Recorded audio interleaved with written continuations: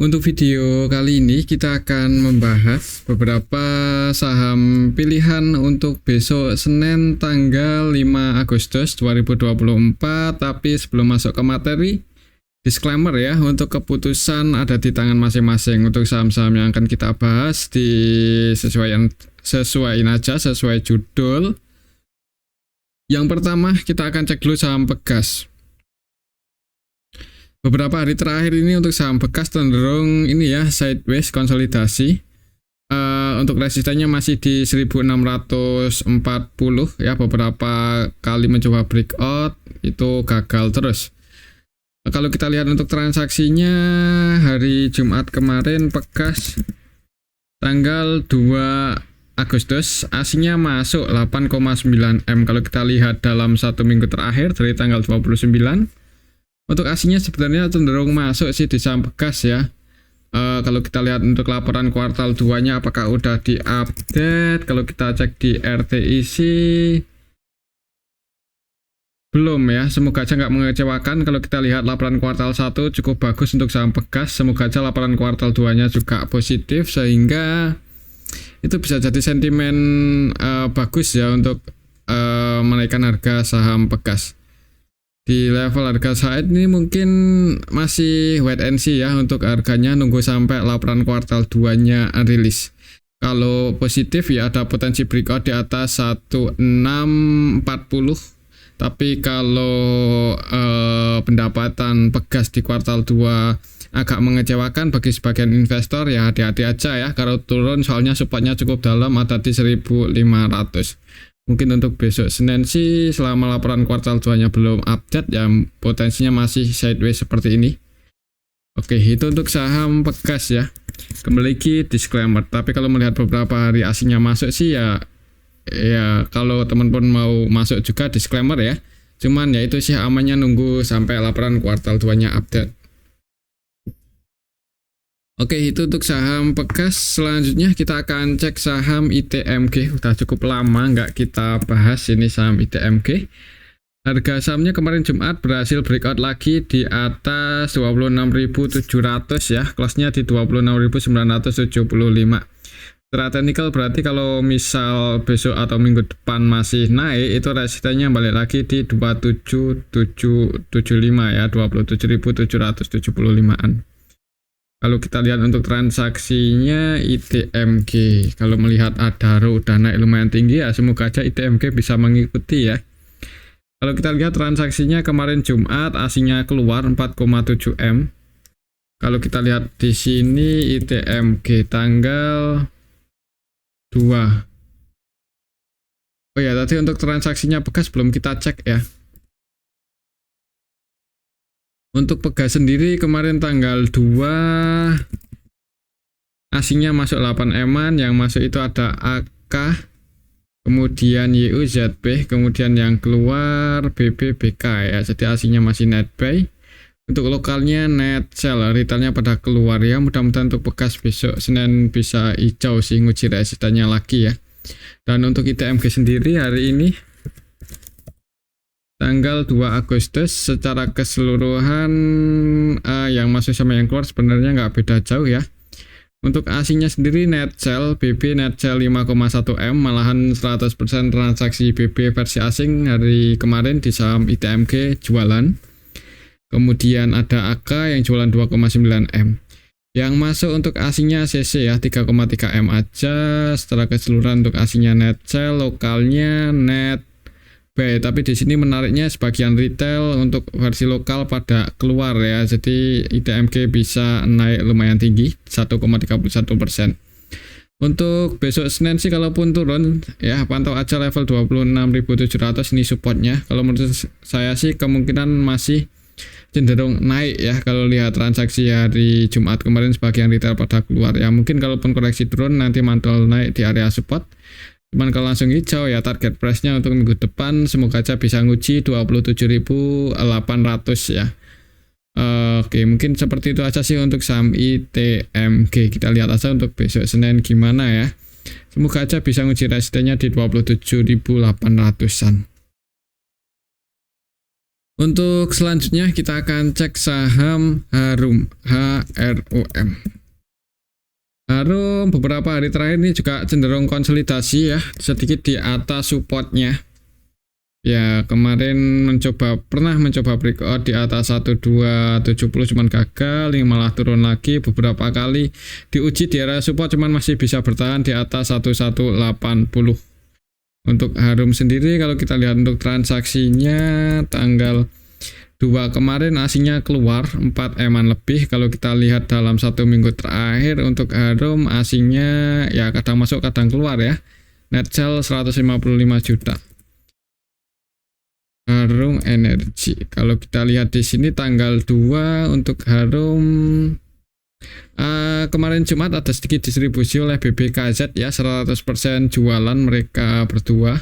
Untuk KZ-nya versi asing, BB-nya versi lokal. Jadi lokalnya ada yang dijualan cukup banyak, ada yang distribusi, asingnya net sell.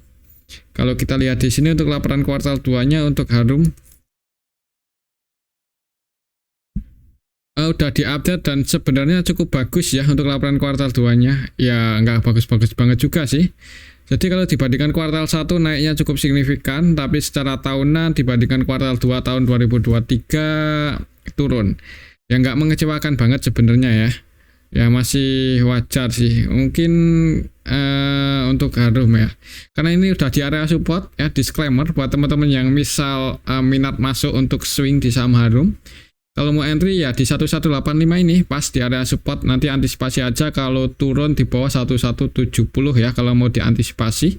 Kemudian untuk target price-nya, untuk target profit-nya di 1270.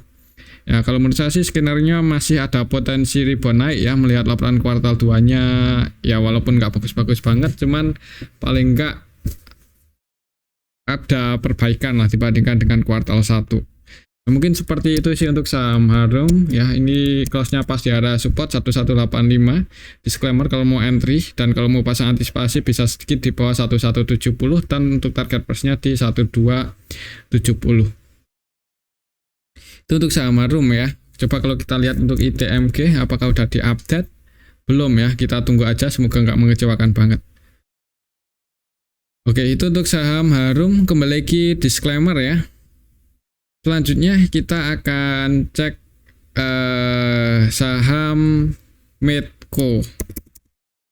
Medco masih sideways ya, masih konsolidasi. Kemarin itu sempat naik hari Kamis, cuman gagal breakout, turun lagi hari Jumatnya malah ditutup minus lagi 1,12%. Di awal market dibuka merah lagi ya. Secara teknikal untuk support resistennya masih sama. Untuk supportnya ada di ini 1290 dan resistennya di 1365 ya. Untuk polanya masih konsolidasi di range area antara 1290 sampai 1360-an. Kalau kita lihat untuk transaksinya Medco tanggal 2 Agustus aslinya masuk loh 6 eman lebih. Kalau kita lihat dalam 1 minggu terakhir net sell tapi ya 15,2 M, jadi kadang masuk kadang keluar. Kalau kita lihat lebih detail di sini untuk Medco tanggal 2 kemarin secara keseluruhan sih sebenarnya ya masih sama yang keluar nggak beda jauh ya. Yang keluar didominasi lokal ya, PD, KZ, MG versi lokal keluar, dan yang masuk ya lokal, aslinya net buy sih, cuman untuk transaksinya didominasi oleh lokal. Kalau kita lihat untuk laporan kuartal 2-nya Medco udah diupdate dan cukup bagus ya, mengalami peningkatan dari segi pendapatan secara tahunan maupun secara kuartalan. Jadi positif ini untuk saham Medco dari segi pendapatan. Semoga aja sih minggu besok ya, hari Senin atau minggu depan lah, semoga aja bisa breakout di atas 1360 dan ngejar 1670-an. Kalau menurut saya sih mungkin untuk polanya akan seperti ini ya, kalau nggak konsolidasi sideways di atas support resistennya ini ya, mudah-mudahan bisa breakout di atas 1360-an dan mulai ngejar 1470. Oke, itu untuk saham Medco ya. Mungkin buat teman-teman yang mau entry untuk swing atau trading, misal masih merah di awal market besok Senin, tunggu aja di supportnya 1290-an. Cuman kalau langsung hijau ya kalau mau nunggu konfirmasi breakout disclaimer sih. Nanti untuk target price-nya di 1470. Kalau menurut saya sih masih ada potensi naik ya, mudah-mudahan untuk beberapa hari ke depan. Oke, itu untuk saham Medco. Kembali lagi disclaimer. Selanjutnya kita akan cek saham Bumi. Bumi sempat naik lumayan tinggi kemarin itu ke resistennya 78, cuman gagal breakout. Malahan 79 ya. Untuk saham Bumi sempat naik lumayan tinggi ke 79, resistennya mencoba breakout lagi cuman gagal. Setelah technical masih cenderung konsolidasi di bawah resistennya ini 79-78. Kalau kita lihat untuk transaksinya, apakah udah ada yang mulai ramai di saham Bumi? Kayaknya sih belum ya. Tanggal 2 Agustus kemarin asingnya keluar 600-an juta. Kalau kita lihat lebih detail untuk saham Bumi masih cenderung sepi ya. Tapi PDN ini masuk lumayan banyak. Untuk PD-nya 7,8 M, NI-nya netbel 5,4. Kalau kita lihat secara keseluruhan ya, ini diakumulasi PD sama NI. MG-nya sendiri cenderung scalping, netbel 800-an juta. Masih sepi sih untuk saham Bumi. Jadi kalau masih sepi kemungkinan ya harganya masih di bawah ya. Kalaupun naik ya nggak langsung ngegas kalau masih sepi itu. Ya, kita berharap aja sih untuk Bumi itu bisa ramai ya dalam waktu dekat. Soalnya kalau Bumi ramai kemungkinan bisa rebound tinggi nih kalau melihat harganya udah di level 70-an ya. Secara fundamental ya semakin kesini sih sebenarnya semakin bagus ya, hutangnya mulai teratasi. Tinggal laporan kuartal 2-nya emang nggak bagus-bagus banget sih. Untuk IPS-nya turun ya. Dari angka 3 di kuartal 1 turun menjadi 1, tapi paling nggak masih positif lah. Untuk ROI-nya 10%, yang menarik untuk saham Bumi itu net profit margin 14% aja ya. Kemarin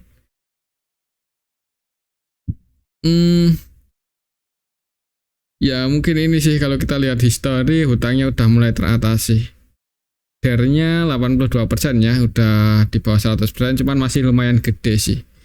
Untuk saham Bumi ya masih bisa dipantau sih sebenarnya untuk harga 76-an ini selama apa ya, mungkin nunggu liquid atau nunggu lebih ramai untuk saham Bumi itu baru menarik untuk trading ya. Oke, mungkin itu aja sih untuk saham Bumi. Kemungkinan untuk besok minggu depan sih kalau menurut saya masih cenderung konsolidasi seperti ini ya, di bawah resistennya 78-79. Oke, itu untuk saham Bumi. Hati-hati aja kalau misal buat low baru di bawah 74 ya, misal turun sampai ke 273 ya, potensi ke 69 lagi, cuman semoga aja enggak ya. Kita lihat aja sih besok Senin gimana. Harapan kita sih bisa naik nguji resistennya lagi di 69 di 7978 ya. Oke, itu untuk saham Bumi. Selanjutnya kita akan cek saham SMGR nih yang kemarin cukup menarik ya, sempat naik tapi habis itu menjelang close market malah turun. Untuk saham SMDR sendiri laporan kuartal 2-nya emang agak mengecewakan ya. Harganya tapi sempat naik di awal market pas hari Kamis setelah laporan kuartal 2 update dan kurang bagus, itu open gap bawah. Sempat turun cuman habis itu naik nutup gap. Hari Jumatnya naik tapi habis itu turun lagi. Mungkin harganya agak ini ya. Kalau menurut saya sih kemungkinan ya masih kalaupun turun mentok di 3.400-an ini ya, semoga aja. Soalnya di harga ini valuasinya udah cukup murah sebenarnya untuk saham SMGR, cuma nunggu ada sentimen bagus aja. Dari segi broker saham juga sebagian asing beberapa hari terakhir ini cenderung masuk ya di saham SMGR. Kalau kita lihat SMGR kemarin Jumat tanggal 2 asingnya sih belum keluar. Ini malah masih masuk 281 juta ya. Kalau kita lihat di sini untuk saham SMGR hari Jumat kemarin tanggal 1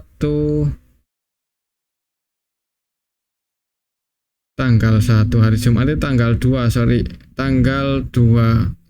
Agustus masih ada YU yang akumulasi 17M ya. Jadi YU versi asing ini 100% buy loh di saham SMGR. Jadi kemungkinan YU ini yang naikin di awal-awal market ya. Cuman sebagian asing juga keluar, BK, DP, ZP, AK, AG versi asing keluar. Untuk lokalnya net Ya, untuk transaksinya menariknya didominasi oleh asing ya. Jadi mungkin teman-teman yang masih minat entry atau punya posisi di saham SMGR dan floating loss ya di hold aja sih. Kalau menurut saya ya, yang penting sabar aja. Cuman kalau nggak sabar, disclaimer kalau mau pindah saham. Secara valuasi menarik, jadi resikonya kalaupun turun ya semoga aja nggak dalam-dalam banget untuk saham SMGR. Malahan kalau lihat beberapa hari terakhir transaksi broker summary-nya cenderung diakumulasi asing dengan PBV 0,6 ya. Semoga aja ada sentimen bagus sedikit aja bisa rebound ya, semoga aja. Kalau kita lihat dalam 1 bulan terakhir, kalau kita cek dari tanggal 1 Juli untuk saham SMGR sendiri yang pegang barang paling banyak AK versi asing 197M, kemudian YU netbase 155, dan sampai hari ini untuk YU masih nambah muatan ya di saham SMGR. Untuk lokalnya sendiri net sell sebagian retail juga udah pada sebagian keluar ya dalam beberapa hari terakhir ini di saham SMGR.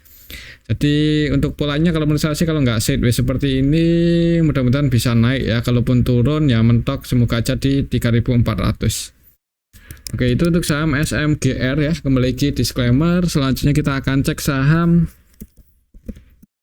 Inco yang harganya masih di bawah ya, di area bottomnya ini. Jadi untuk saham Inco habis rek isu malah harga sahamnya turun. Ya, untuk saat ini sebenarnya kurang menarik ya untuk saham Inco untuk sebagian investor mungkin karena yaitu habis di apa ya, ini di akuisisi BUMN, di akuisisi apa kemarin tuh rek isunya kan yang beli juga BUMN ya kalau nggak salah. Jadi ya ini harganya sahamnya udah kurang menarik. Kalau kita lihat untuk pemegang sahamnya Inco ya, laporan kuartal 2-nya sih sebenarnya ya secara tahunan turun ya, tapi secara kuartalan meningkat sini, cuman nggak bagus-bagus banget. Kalau kita lihat secara tahunannya, kemungkinan di tahun 2024 untuk saham Inco kurang menarik dari segi pendapatan. Untuk PBV-nya udah di bawah 1 kali ya, yang mungkin ini yang bikin bagian melirik oleh saham Inco jarang-jarang dihargai dengan PBV 0,9 kali. Dividen yieldnya nggak terlalu tinggi 2,37%, pernya juga cukup gede ya, RO-nya kecil. Untuk saham Inco kalau kita lihat profilnya sekarang pemegang saham paling gedenya ada di Persero ya, BUMN 34,19 ya. Mungkin kalau misal komposisi pemegang sahamnya masih seperti yang dulu ya sebelum ini masuk, banyak ya beranilah buat masuk Inco saat ini. Cuman ya kita tahu sendiri untuk saham-saham yang dipegang BUMN lagi kurang bagus ya harga sahamnya, seperti Anta masih di bawah ya, saham properti BUMN juga ya kita tahu sendiri. Jadi ya kalau mau entry disclaimer ya, cuman untuk saat ini mungkin kurang menarik untuk saham Inco buat di beli ya. Cuman kalau mau ngoleksi sih disclaimer sih. Secara fundamental cukup menarik ya, valuasinya nggak mahal-mahal banget. Jarang-jarang dihargai dengan PBV 0,9. Ya pantau aja level ini, kalau naik resistennya di 3.940 dan kalau turun supportnya di 3530-an. Kalau menurut saya sih kemungkinan masih konsolidasi seperti ini sampai ada yang goreng, sampai ada yang naikin. Oke, itu untuk saham Inco. Selanjutnya kita akan cek saham BRPT. BRPT naik turun ya, kemarin Jumat itu turun 2,68% ke level 1090.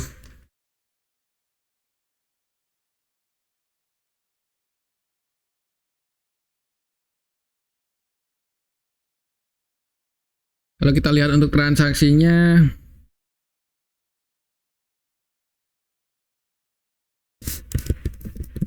BRPT tanggal 2 kemarin asingnya keluar 15 eman. Kalau kita lihat lebih detail di sini,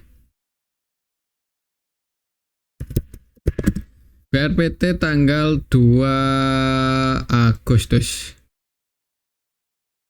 lokalnya retailnya masuk ya. Kalau kita perhatikan di sini yang masuk didominasi broker-broker lokal CPYB XL ya, NI. Kemudian yang keluar didominasi broker-broker asing, harga sahamnya turun.